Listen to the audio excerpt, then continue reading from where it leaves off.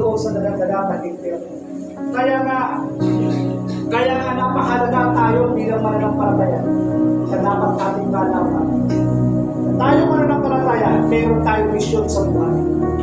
Hindi ka ipinanganak sa mundong ito na singaw.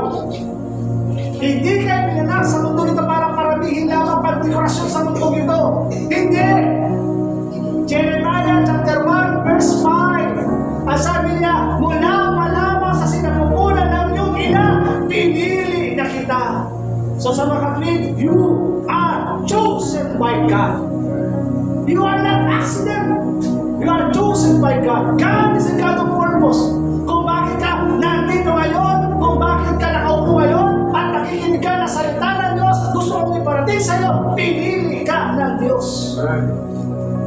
At dahil pinili ka ng Diyos, Jeremiah 29 verse 11, sabi ng Diyos, I have plans for you.